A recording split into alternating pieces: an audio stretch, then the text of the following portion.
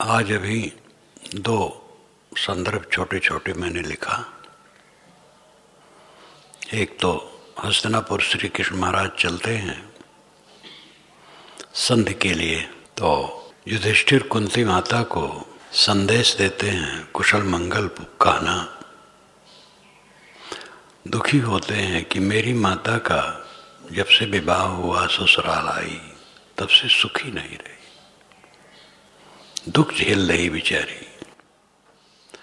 हम लोग जब वन को चले हैं तो रोते रोते वो पीछे पीछे हम लोगों के भागे, लेकिन हम लोगों ने उसे छोड़ करके वन चले गए।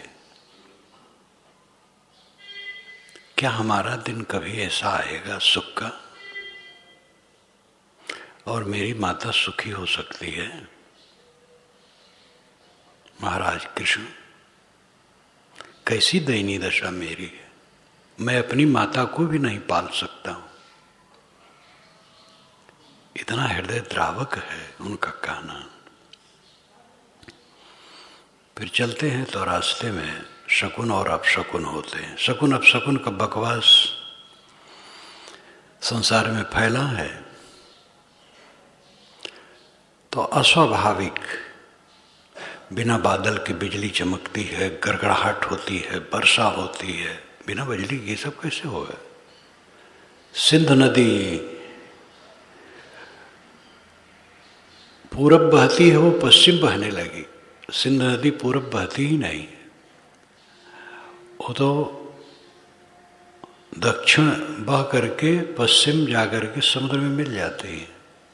इतना भी लेखक ने ध्यान नहीं रखा और अब शकुन का बकवास लिखता है। फिर शकुन, जहाँ कृष्ण चलते वहाँ मधुर हवा चलती है, कांटे कंकड़ सब हट करके जमीन समतल हो जाती है। ये सब काव्य। धृतराष्ट्र की आज्ञा से रास्ते में अच्छा प्रबंध दुर्योधन करवा देते हैं, जगह जगह पंडाल निवास बनवा देते हैं। एक बहुत बढ़िया मजेदार संदर्भ आगे लिखा। धृतराष्ट्र ने कहा, विदुर, श्री कृष्ण महाराज आ रहे हैं, दो शासन के भवन में उनको टिकाना है, उनका भवन सबसे सुंदर है और उनको जो मैं देने के लिए सोचता हूँ तुमसे बता रहा हूँ। 16 रथ, 4-4 घोड़े का सुंदर, वाल्मीकि देश यानी बलक बुखारे देश के घोड़े एक रंग के रहेंगे। 8 मस्त हाथी, उनके लिए 8-8 सेवक, 100 दासियां जो अछत यौन सुंदरी होंगी और 100 दास, और पर्वतीय क्षेत्र के कोमल बाल के कोमल कंबल भेड़ों के, पर्वतीय क्षेत्र के भेड़ों के कोमल बाल के कंबल हजारों की संख्या में, और रत्न सब दुशासन के घर में दुर्योधन का रखा है। उसमें से जितना श्री कृष्ण चाहें सब दे देंगे, और इतना ही नहीं, जितने सेवक और पशु हम देंगे उनके औसतन 10 गुना भोजन सामग्री हम देते रहेंगे। और बड़ा तामझाम कहते हैं। विदुर ने कहा, राजन, आप पूज्य हैं, वृद्ध हैं, महान हैं, लेकिन आपका ये छल कपटपूर्ण बात बिल्कुल बेकार है। पांडव बेचारे 4-5 गांव मांगते हैं और वो भी आप नहीं दे रहे हैं, और संधि चाहते हैं। ये सब दे करके आप उनको फोड़ना चाहते हैं कृष्ण को।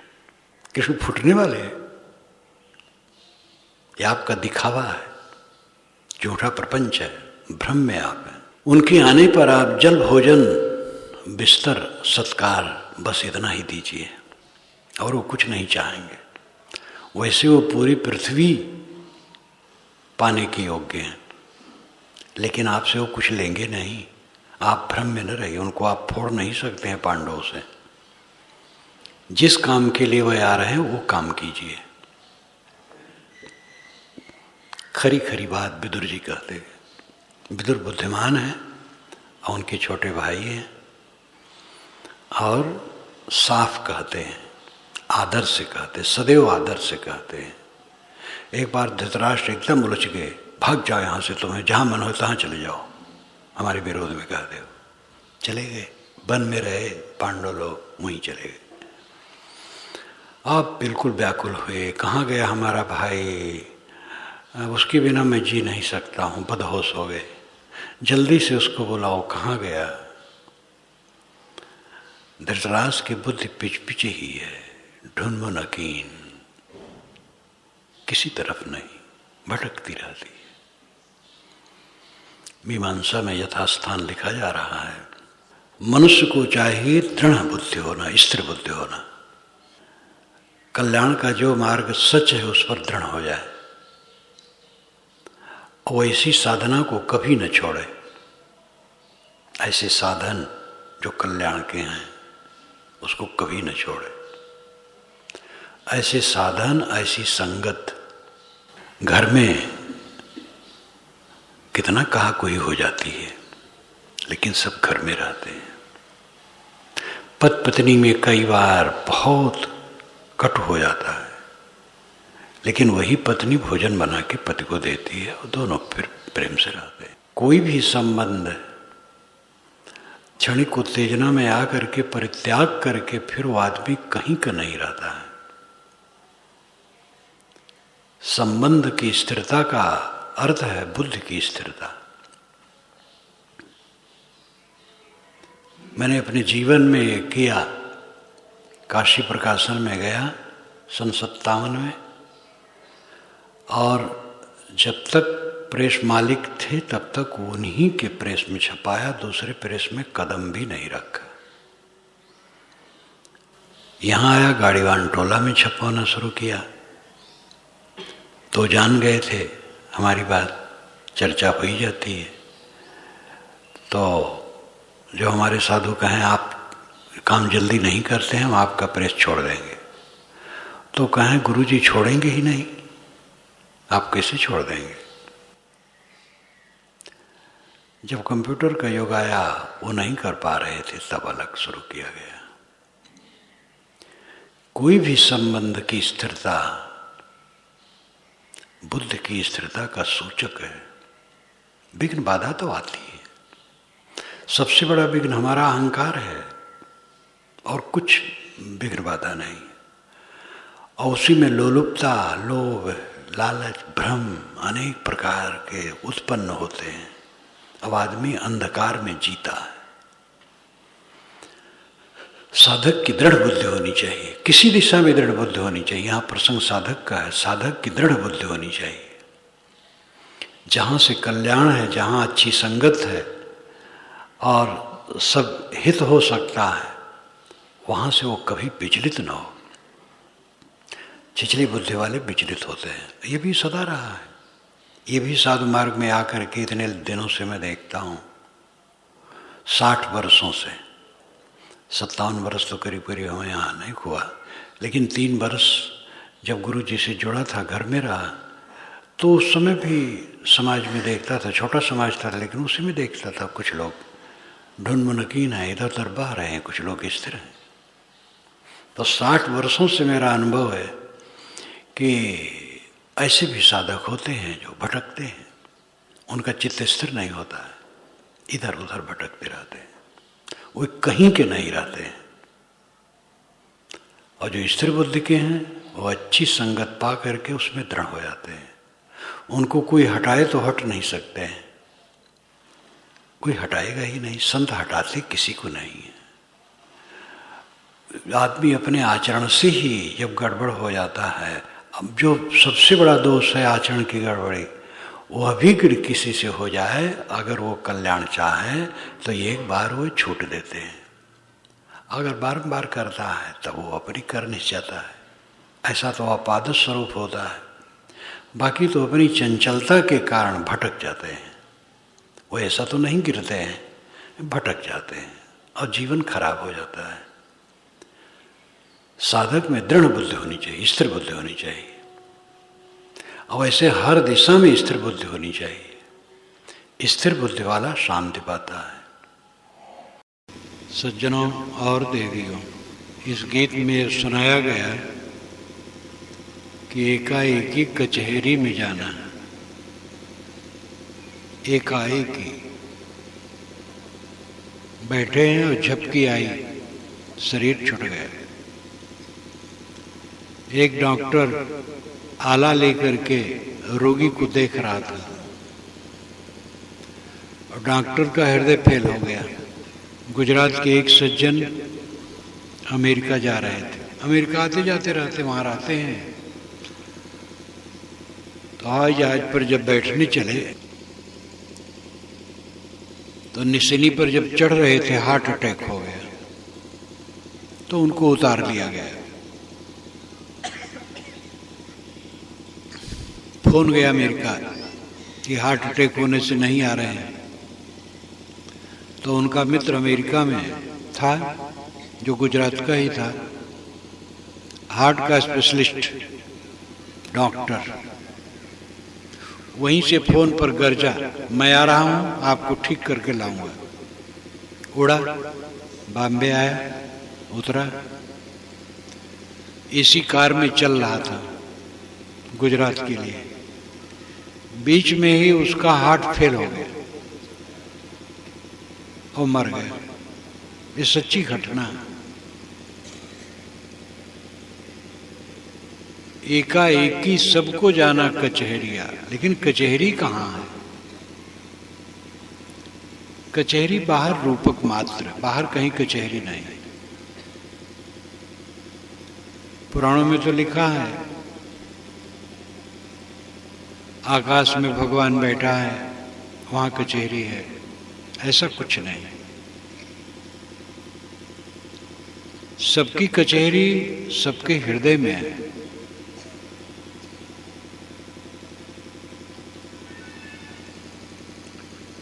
जो करो, सोचो, बोलो, सुनो, देखो, उसी की याद आती है, उसी का संस्कार टिकता है, वही फल देता है।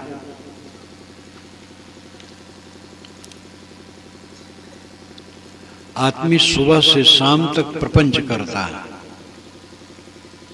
अपना काम धाम करता है, राग द्वेष की बात करता है, भोग वासना में लिप्त होता है, राग द्वेष करता है, कलह करता है, और उन्हीं सब का संस्कार उसके चित्त में जमा होता है। जब अकेले में बैठता या लेटता है तो उसी का स्मरण आता है। मरने के समय वही सब विकार आएगा।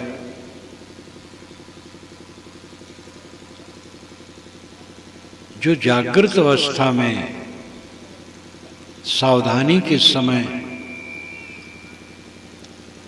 उत्तम विचार रखता है,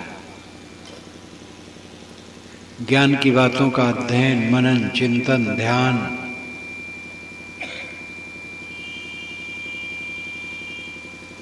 सत्संग, साधना, ये सब में मन लगाता है। बाहर का काम करता है लेकिन आध्यात्मिक अनुराग निरंतर रहता है।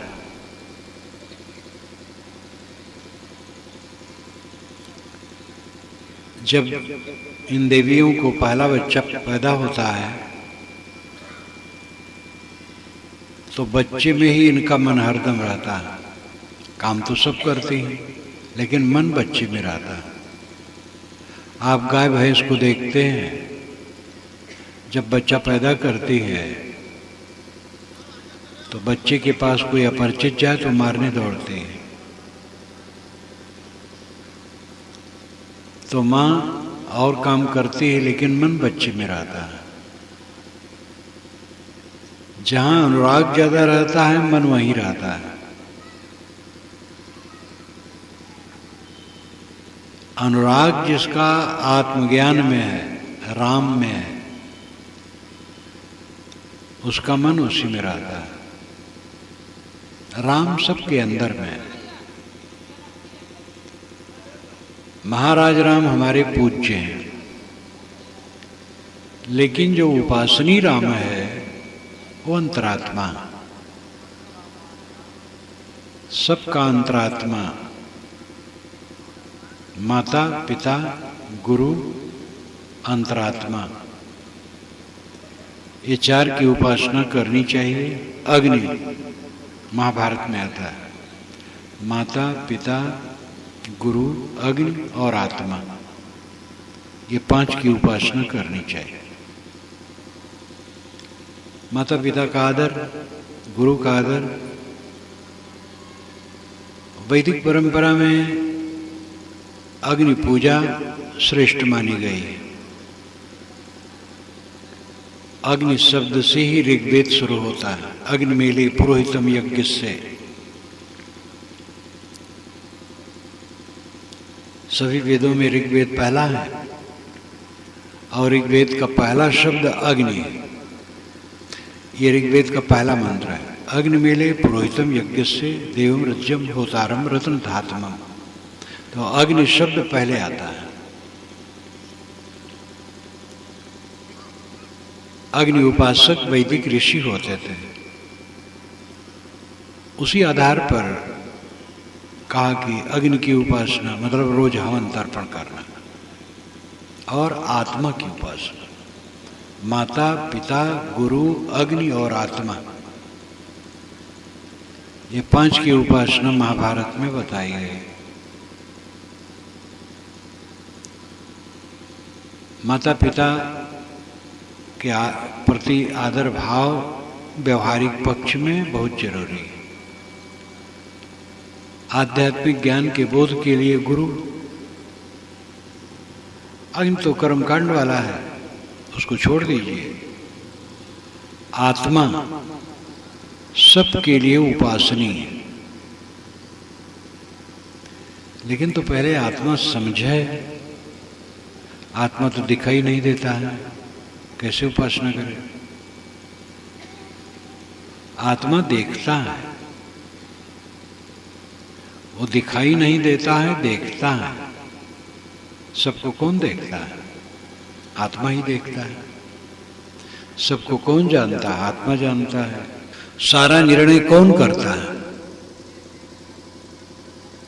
ईश्वर परमात्मा का सिद्धांत कौन रखता है? देवी देवताओं का सृजन कौन करता है? शास्त्रों की रचना कौन करता है? ज्ञान विज्ञान का शोधन कौन करता है? ये आत्मा, मनुष्य का आत्मा। इसलिए मनुष्य सर्वोच्च है।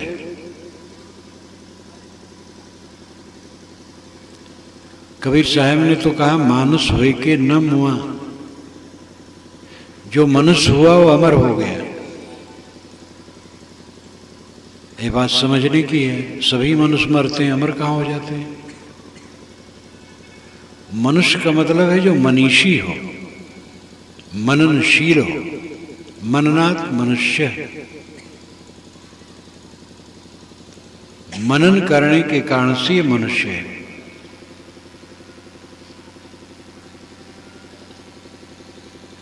मननशील, मनीषी, विवेकवान, ये समझता है कि मैं शरीर नहीं हूं। शरीर तो मिट्टी का लौंदा है, जड़ है। मैं चेतन हूं। चेतन को ही आत्मा कहते हैं।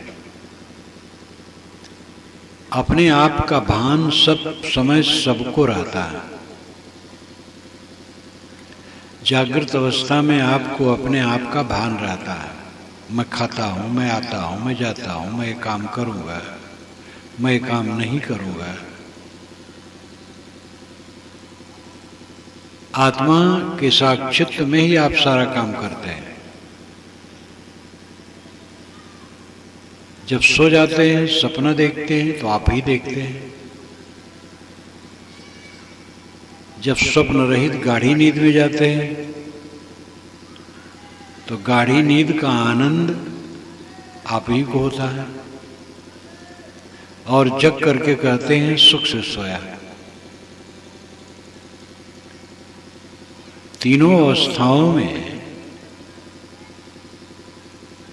सबको अपने आप की सत्ता का बोध होता है।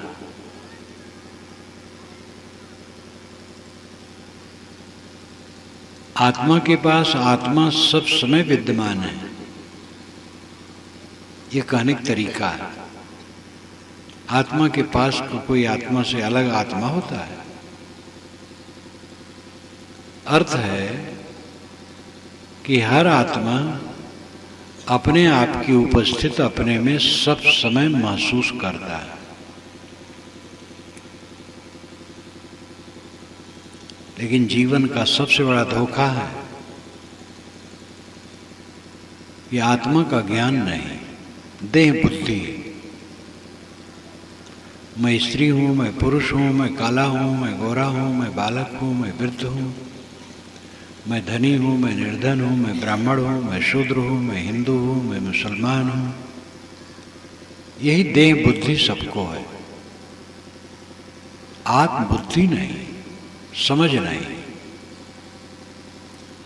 न ऐसे गुरुओं के पास जाकर के समझ लेते हैं, न मनन चिंतन करते हैं,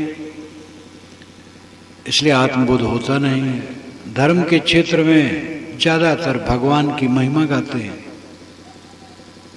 ऊपर वाला जो चाहेगा करेगा, नाम लो तर जाओगे। स्थूल बुद्धि पूर्वक केवल भगवान भवानी ही कह के रह जाते हैं। आत्मा के विषय में चिंतन मनन बहुत कम है। बड़ी बड़ी सभाओं में बड़े बड़े पंडित महात्मा भगवान की महिमा में ही समय बिता देते हैं, मनुष्य और आत्मा की महिमा की बात नहीं कह पाते हैं।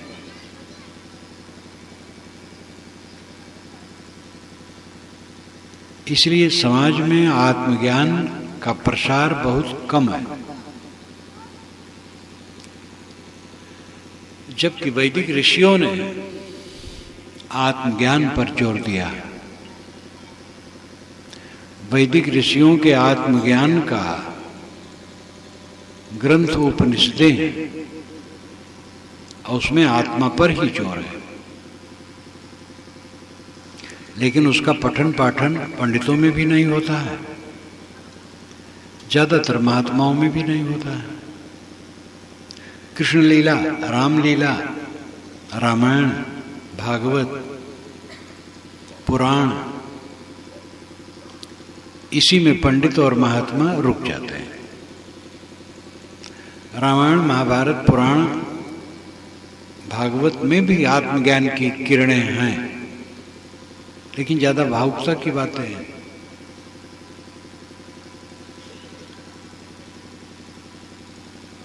अपने को पहचानो,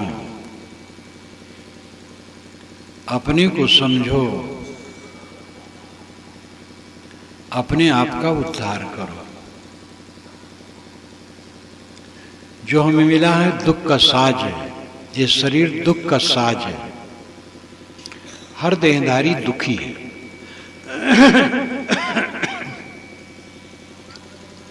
इच्छा का पूरा न होना सबसे बड़ा दुख है, और इच्छा किसी की पूरी नहीं होती है, पूरी होने वाली ही नहीं है। इच्छा पर संयम करने की जरूरत है। इच्छा को बटोरें। देह कणों का जोड़ है, विकारी है, विकार आना पक्का है, कोई शक्ति इसको रोक नहीं सकती है। बीमारी आना, अवस्था का ढलना, रोग आना, भूख प्यास लगना, शीत गर्म लगना, अनुकूल प्रतिकूल स्थिति आना, प्रिय वियोग होना, अप्रिय संयोग होना, मुनाफा होना तो घाटा भी होना, लाभ होना हानि भी होना, श्रेयस मिलना तो बदनामी भी मिलना, अस्तुति मिलना तो निंदा भी मिलना, इसको कौन रोक सकता है। भरी सभा में श्री कृष्ण को शिशुपाल ने गाली दी युधिष्ठिर के राजसूय यज्ञ में। जब ये हुआ प्रथम पूजन किनका किया जाए, सब राजे महाराजे इकट्ठे थे। भीष्म ने कहा कृष्ण इसके योग्य है। कृष्ण की पूजा शुरू हुई, तुरंत शिशुपाल खड़ा हो गया। शिशुपाल चेत देश का नरेश, जबलपुर का राजा और श्री कृष्ण का फूफेजात भाई खड़ा हो गया और कटुकाने लगा। यहां पर बड़े बड़े राजे महाराजे कृष्ण की पूजा क्या तुक है, कृष्ण तो कोई राजा नहीं है। उम्र में बड़े और लोग हैं, वसुदेव स्वयं बैठे हैं, वसुदेव कृष्ण के पिता। फिर वो गिनाया है बहुत लोगों का नाम, और श्री कृष्ण की बड़ी निंदा की। श्री कृष्ण ने उसको मार भी दिया है, ये अलग बात है। लेकिन भरी सभा में कृष्ण की निंदा की गई एक बड़े राजा द्वारा, और वह कृष्ण का फूफेजात भाई। कैसा संसार है।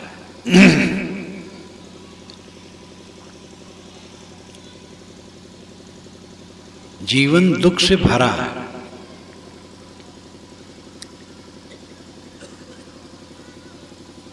इसके दुख से अपने को बचाना विवेक का काम है। प्रतिकूलता में रोएगा कोई तो जीवन भर रोता रहेगा। रामायण महाभारत पढ़ करके देख लो, रोना रोना, पूरे जीवन में रोना। बड़े बड़े राजे महाराजे रोते रहे।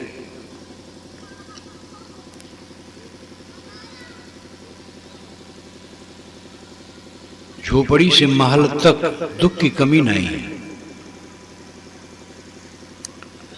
इस दुख को नजरअंदाज करके, उपेक्षा करके समता में जीना, ये समझदारी है। दुख को जपो मत, दुख की उपेक्षा कर। कोई गाली देता है, उपेक्षा कर, मानो गाली देता ही नहीं। उसका वैसा विचार है, उसकी समझ है, सालो आप भी गाली दोगे तो गाली बढ़ेगी। साहब ने कहा है, आवत गाली एक है, उलटत होए अनेक। कहें कबीर ना उलटिए वही एक की एक। गाली आने में एक रहती है, उलटने में अनेक हो जाती है। साहब कहते न उल्टो, एक ही रह जाए। लेकिन ये बहुत वीरता का काम है। लोग समझेंगे गाली देने वाला बड़ा है, जो सह रहा है वो छोटा है। गाली देने वाला तुच्छ है, सहने वाला बड़ा है। दुख आने पर जो भाई भाई रोता है वो व्यर्थ का आदमी। विवेकवान वह है दुख आने पर रोता नहीं। दुख सुख दोनों आते हैं। किसी का जीवन नहीं है केवल सुख सुख आवे दुख ना आवे। ज्ञान का मतलब है दोनों में समता रख। दुख अपने आप मर जाएगा।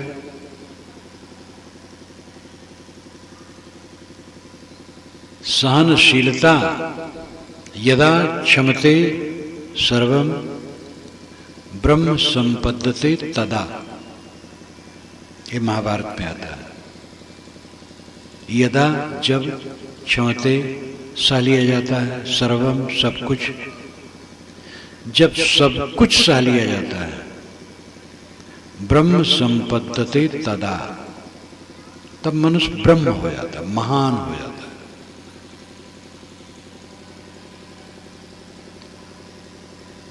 सब सह लो, महान हो जाओ।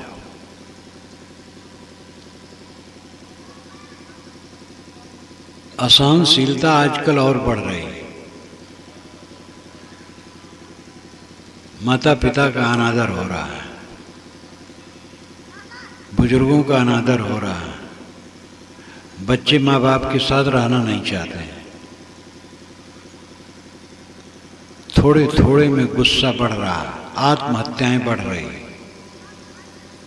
थोड़े में गुस्सा, जहर खा के मर जाना, आग लगा लेना। ये भोग जितना बढ़ेगा, असहनशीलता उतनी बढ़ेगी। जितना आदमी त्याग से रहेगा, सहनशील रहेगा।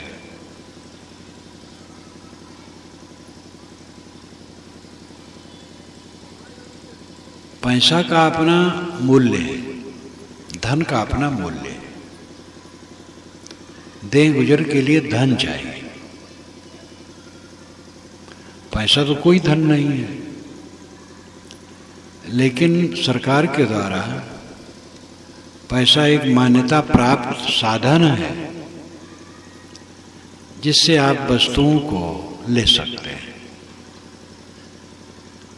इसलिए वो भी धन है। धन तो है अन्न, पानी, कपड़ा, मकान, बर्तन, सवारी, दवाई, जो उपयोग में आता वो धन है। रुपया धन नहीं है, लेकिन रुपया इसीलिए निर्मित हुआ है। आदमी गेहूं धान बांधे कहां तक घूमेगा, गाय घोड़ा बांधे कहां तक घूमेगा। सौदा लेने जाएगा, रुपया लेकर के ले आवे, सरल है। इसलिए दुनिया में रुपये का प्रचलन हुआ, पहले धातु का रुपया, फिर अब कागज का, और सरल हो गया। तो रुपया, पैसा और धन दौलत का अपना मूल्य है, महत्व है, उसकी जरूरत है। उपार्जन करो, रक्षा करो, व्यय करो और जीवन गुजर करो, दूसरे की सेवा करो उससे। लेकिन मन दुख से उससे मुक्त हो। पैसा से, धन से, प्रतिष्ठा से, पद से मन का दुख दूर हो जाए, यह असंभव है।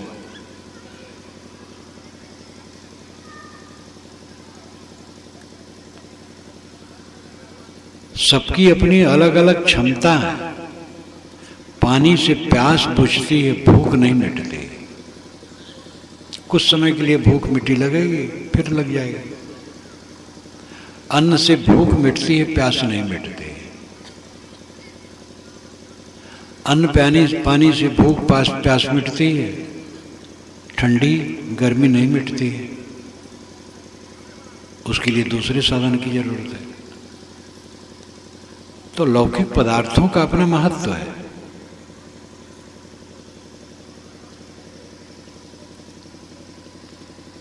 जीवन की सफलता है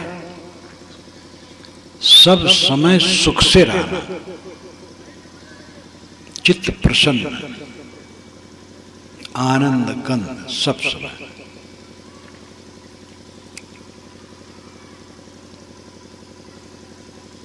और ये धनी गरीब सब इस अवस्था को प्राप्त हो सकते हैं। गरीब का अर्थ इतना ही है कि उनके पास अतिरिक्त धन नहीं है, खाने पीने तो चाहिए, गुजर बसर की चीजें हों, इतना आप ध्यान दें। भोजन मिल जाए, कपड़े मिल जाए, सोने की जगह मिल जाए और मन निर्मल हो, तब और क्या चाहिए।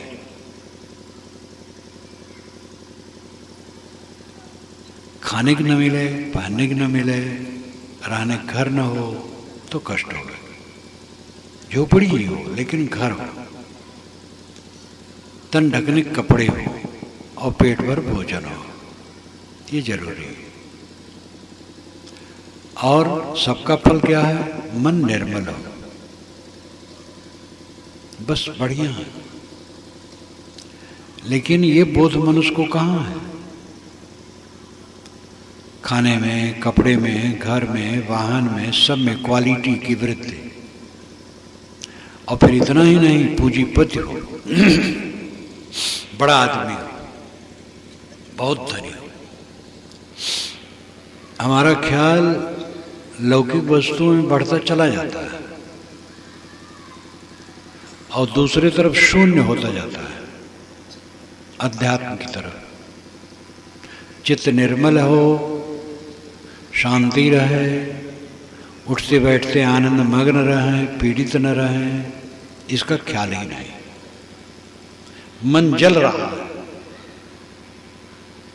और लौकिक पदार्थों का अहंकार गांठे बैठे हैं, अपने को बड़ा आदमी मानते हैं और मन नरक बना है। क्या बड़ा आदमी?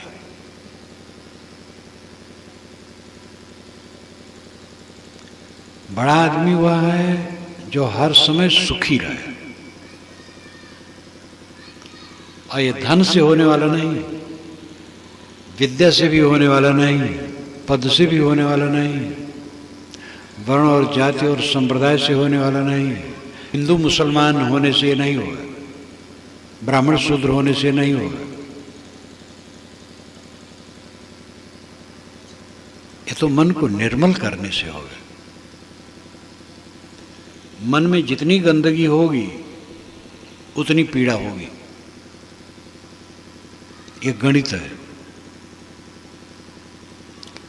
राम रहीम शब्द उच्चारण काम नहीं करेगा। हिंदू मुसलमान ब्राह्मण शूद्र का पाखंड काम नहीं करेगा, साधुओं का पाखंड भी काम नहीं करेगा। मजहब जो सब ठेकेदार बने बैठे कि मुक्ति और स्वर्ग हमारे ही मार्ग में है, दूसरे में नहीं है, मिथ्या दंभ है। मुक्ति और स्वर्ग किसी के संप्रदाय की चीज है, वो तो मनुष्य की अपनी चीज है। मन मैला होगा नरक होगा, मन निर्मल होगा स्वर्ग होगा। संप्रदाय क्या करेगा? एक संप्रदाय में सभी प्रकार के लोग हैं, नरक वाले भी हैं, स्वर्ग वाले भी हैं।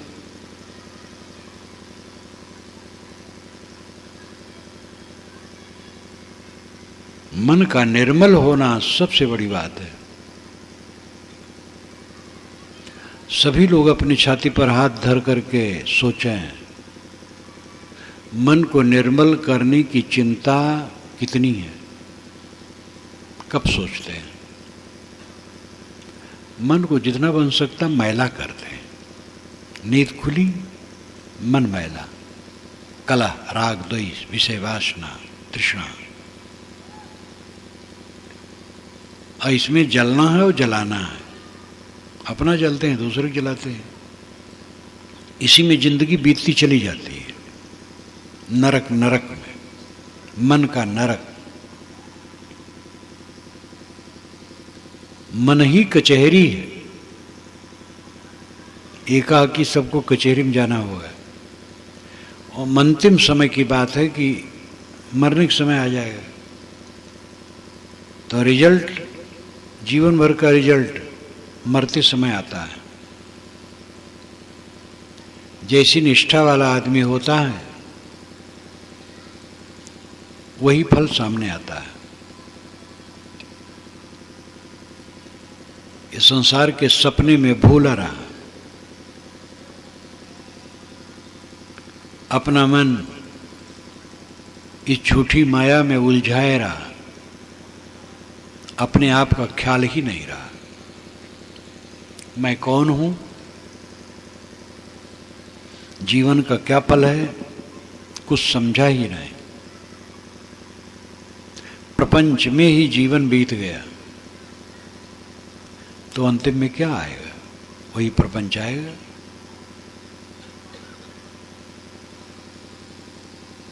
एक एक क्षण जीवन को सही ढंग से जीना भजन है। कोई नाम और मंत्र दोहराना ये औपचारिक भजन है, वो भी ठीक है, बुरा नहीं है। आदमी कुछ तो करे, लेकिन सच्चा भजन है हर समय मन को ठीक रखने का काम करना। सब समय सावधान, उठते बैठते चलते फिरते। कबीर साहब ने कहा है, फाम आगे फाम पाछे फाम दाहिने डेरी, फाम पर जो फाम करे सो फाम है मेरी। आगे सावधान पीछे सावधान, दाएं सावधान बाएं सावधान, सावधानी पर सावधानी है मेरी सावधानी। सावधानी ही साधना है।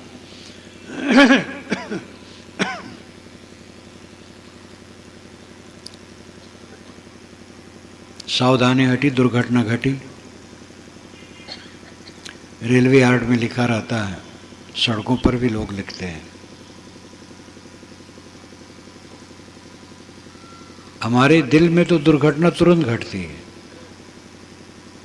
सावधानी हटी तुरंत दुर्घटना। गलत सोचना, चौपर खेल होत घट भीतर जन्म का पासा डारा, दम दम की कोई खबर न जाने कोई कह न सके निर्वारा। ये साहब की पंक्तियां। सबके दिल के अंदर में चौपर का खेल हो रहा है और जन्म के पांसे पड़ रहे हैं। दम दम सांस सांस में क्या घटना अंदर में घट रही है, किसी को खबर नहीं, कोई निर्वार नहीं कर रहा है। हमारे अंदर में सोच क्या चल रहा है, हम क्या सोचते हैं?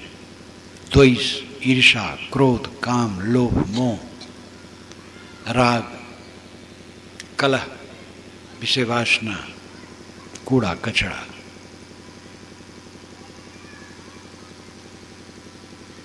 इसका आदमी निर्वार नहीं करता है। निर्वार त्याग। सफेद कपड़े पर बिस्तर पर बैठे हैं, मन कहाँ है? जो सदैव अपने मन को देखता है वो बड़ा भजनानंदी है।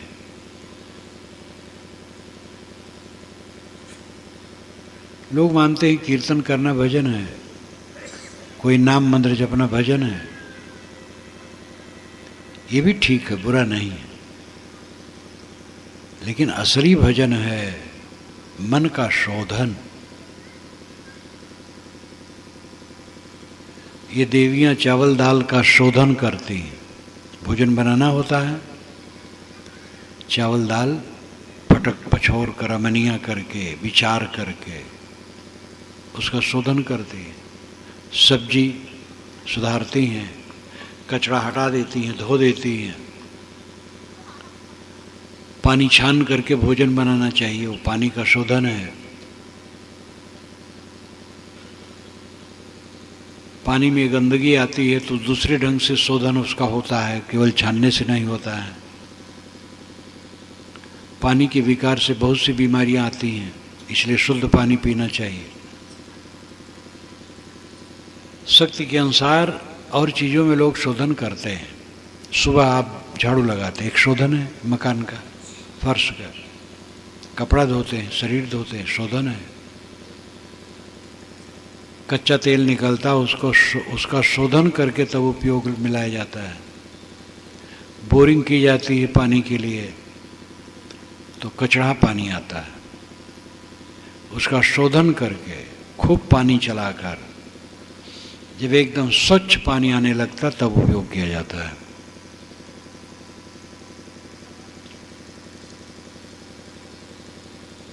बहुत बातों का शोधन लोग जानते हैं।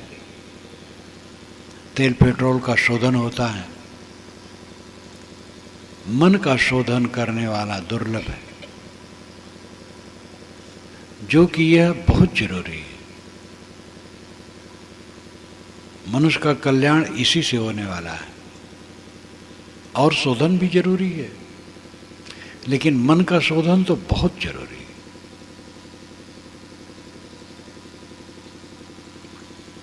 ये कोई संप्रदाय की चीज नहीं है। मन का शोधन किस संप्रदाय की चीज है? राम राम कहना तो राम उपासकों का है, कृष्ण कहना कृष्ण उपासकों का है, अल्लाह अल्लाह कहना मुसलमानों का है, शिव शिव कहना शैवों का है। लेकिन मन को शोधना किसका है? मानव का है। कबीर साहब इसी को धर्म कहते हैं। कबीर साहब का कोई संप्रदाय नहीं है, उनके पीछे संप्रदाय बना, लेकिन मूल कबीरवाणी में कोई संप्रदाय नहीं। बीजक आप पढ़िए, संप्रदाय का चिन्ह नहीं है। प्राप्त विचारों पर समीक्षा है और सत्य का उद्घाटन है सर्वत्र उनकी वाणी में। इसलिए कबीर का जो मौलिक चिंतन है वो मानवतावादी है। उनका भजन शाश्वत सत्य है, आत्मशोधन, मन का शोधन। और इसी पर समर्थन अन्य ऋषियों, महर्षियों, पीरों का भी है। जो लोग इधर उधर बात करते हैं वे भी अंत में यही कहते हैं। गोस्वामी जी को लीजिए, पूरे मानस में जहाँ श्री राम के पास कोई आता है तो श्री राम की सुंदरता में आगंतुक को गोस्वामी जी मोहाते हैं। राम इतने सुंदर हैं। लेकिन जब वे शुद्ध अध्यात्म की बात कहते हैं तब कहते हैं, देखी सुनी गुनी मन माही, मोह मूल परमार्थ नाही। जो कुछ देखा जाता, सुना जाता और मन में सोचा जाता है वो मोह का मूल बनता है, उसमें परमार्थ नहीं। गो गोचर जहाँ लग मन जाई, सो सब माया जाने भाई। इंद्रिय और इंद्रिय विषय जहाँ तक मन जाता सब माया है। तब से उस सहज स्वरूप सम्हारा, लाग समाधि अखंड अपारा। जीव पाव निज सहज स्वरूपा। जो कबीर साहब कहते हैं, गोस्वामी जी भी बीच बीच में कहते हैं, मुस्लिम संत कहते हैं, ईसाई संत कहते हैं, वेदांत तो कहता ही है, अन्य लोग भी कहते हैं, थोड़ा कहते हैं, ज़्यादा महिमा की बात करते हैं। इसलिए लोगों को महिमा पल्ले पड़ती है और शुद्ध बातें फिसल जाती हैं। जोर उस पर नहीं है, यही कमी है। धर्म के क्षेत्र में महिमा, ये नाम जपो बेड़ा पार, अमुक नदी में नहाओ तो कुछ और करना नहीं, मुक्ति। प्रयाग में तो मुंडन कराने मात्र से मोक्ष होता है, सभी लिखा है। ये सब भुलावा है। मोक्ष कोई अनुभव रहित स्थित नहीं है। मोक्ष कोई धाम नहीं है, कोई मकान नहीं है। मोक्ष है मोह का क्षय। मोह से मोह, छ से क्षय, मोक्ष, मोह का क्षय। हम जिसमें मोह करते वो सपना की चीज है। पूरा जीवन एक सपना की तरह बीत करके खत्म हो जाता है। आप सभी लोग अपने पूर्व जीवन को सोचें, क्या रखा है। आज से 10, 20, 30, 25, 50 वर्ष पूर्व जो आपके जीवन में घटना घटी, उसका क्या मूल्य, क्या रह गया। आप सम्मान पाए, अपमान पाए, अनादर हुआ, आदर हुआ, प्रतिष्ठित हुए, तिरस्कृत हुए, बीत गया, अब क्या धरा है। सब सपने के समान भागता चला जाता है। लेकिन आदमी को आत्मबोध न होने से इन्हीं में वो उलझा रहता है, इसलिए उसका दुख दूर नहीं होता है। सामान्य लोग समझते हैं हम धनी नहीं इसलिए दुखी हैं। राण रोए शेर शेर, अहिबाती रोए दुई शेर, ये कहावत अवध क्षेत्र में कहते, पता नहीं यहाँ कहते कि नहीं। राण रोए शेर शेर, अहिबाती रोए दुई शेर। निर्धन का रोना कम, धनियों का रोना ज्यादा।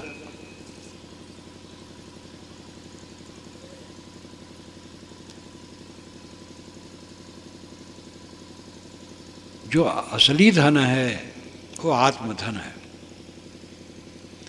आत्म धन जही ठौर है, बचन कबीर उपदेश। आत्मा रूपी धन जिस जगह है, कबीर के वचनों का उपदेश उसी के लिए है। आत्म धन जही ठौर है, बचन कबीर उपदेश। और मैंने कहा कि सभी ऋषियों महर्षियों पीरों का भी वही निर्देश है। अपने को कब तक भुलाओगे? खाली राम रहीम कह करके अपने कब तक भुलाओगे? राम रहीम का अर्थ क्या है? शब्द मात्र से काम थोड़े होता है। अपने को पहचानो, अपने को ठीक करो, अपने को दुरुस्त करो।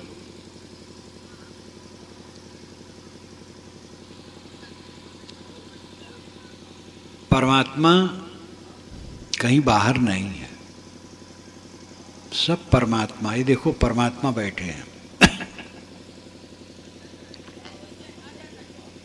इनके साथ सुंदर बर्ताव करो, किसी को पीड़ा न दो। घट घट में वही साईं बसत है, कटुक बचन मत बोल रे। ये साहब की छोटी सी पंक्ति है। इतना भरा अगर हम पाल लें तो बहुत हो जाए। घट घट में वही साईं बसत है, कटुक वचन मत बोल रे। परिवार और समाज में सारा दुख क्यों? कटु वचन बोलने से।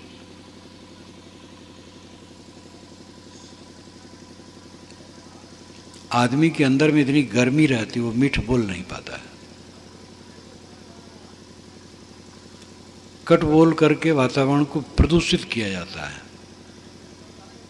मीठे वचन बोलो, प्यार की दृष्टि से एक दूसरे को देखो। पति पत्नी, पिता पुत्र, भाई गुरु शिष्य, सास बहू, देवरान जेठान, पड़ोसी, जहाँ कहीं व्यवहार हो देखो सुनो, प्यार की दृष्टि से देखो, मीठे वचन बोलो, दूसरे का आदर करो, समता से जियो। अंदर तो कड़वा है, अंधा स्वार्थ, झूठा अहंकार, अबोध, अज्ञान। इसके अंधकार में हम डूबे। इसलिए चित्त की स्थिति सही नहीं हो पाती, तो वाणी कटु निकलेगी, खराब निकलेगी, वातावरण प्रदूषित होगा।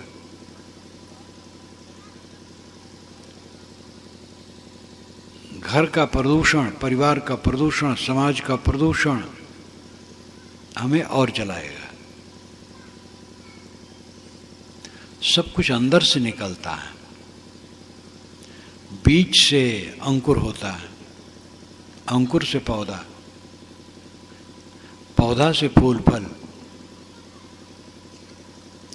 ऐसे सुख और दुख मनुष्य के मन से निकलते हैं। मन बहुत सूक्ष्म है और बहुत महत्वपूर्ण है। साहब ने कहा है, पानी ते अति पातला, धुआं से अति झीन,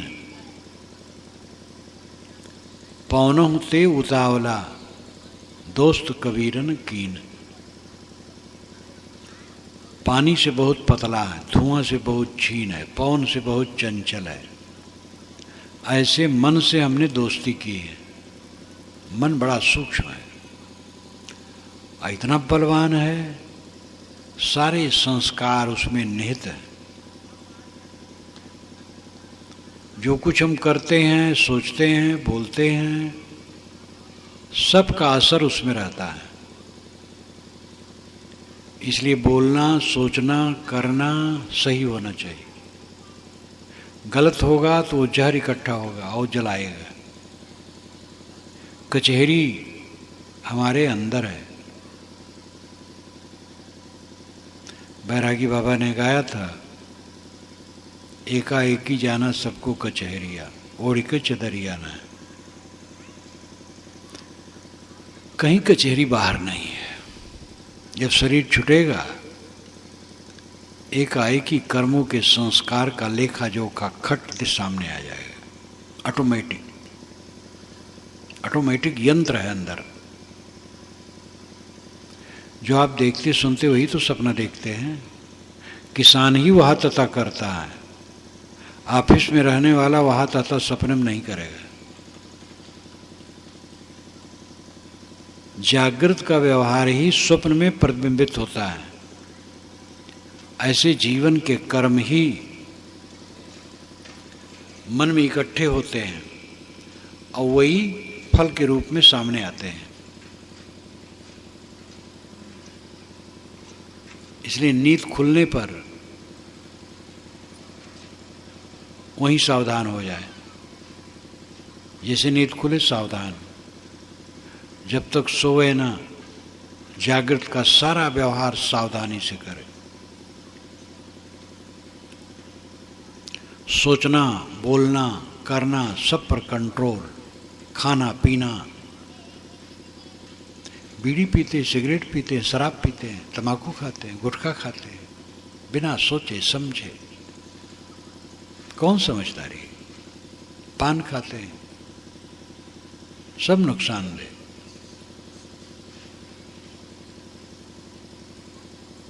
एक एक क्रिया समझ करके होनी चाहिए। ये जीवन का मतलब है। बिना सोचे पान खोस लिए मुंह में, चूना चाट ली, जाफरानी झाड़ लिए,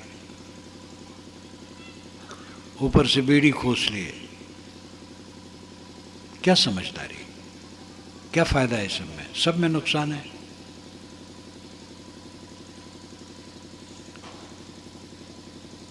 जिंदगी को लोग बहुत बदहवासी से जीते हैं, इसलिए सब पेट भर दुख भोगते हैं। जो सावधानी से जिंदगी जीता है, उसके चित्त में विश्राम रहता, शांत रहते, तृप्त रहते, आनंद रहता। कोई खटका नहीं, कोई भय नहीं। क्या होगा? शरीर को मिटना है। प्रिय वियोग, अप्रिय संयोग, ये सब होता रहता। होने दो, जो होना है होने दो, कोई चिंता नहीं। सुख दुख सभी को वो समता से व्यतीत करता है। ज्ञान भक्ति जितने बढ़ते हैं, आदमी में सहन शक्ति बढ़ती है। पूरी सहन शक्ति अध्यात्म की ऊंचाई है। पूर्ण सहन शक्ति में मन का दुख समाप्त हो जाता है। जो हमारे चित्त में हरदम प्रसन्नता रहे, तब जीवन की सफलता। और ये प्राप्त करने में हर इंसान सुबस है। दूसरे के समान धन हो जाए, विद्या हो जाए, पद हो जाए, शरीर हो जाए, ये तो असंभव है। लेकिन मन पूरा शुद्ध हो जाए, ये बिल्कुल संभव है। ये हम कर सकते हैं, इसको करें। कचहरी सबके भीतर है। हृदय ही मनुष्य की अपनी कचहरी है। इसलिए इसको साफ और शुद्ध करना चाहिए और सच्चे अर्थ में सुखी होना चाहिए। मैं अपनी वाणी को विराम देता हूँ।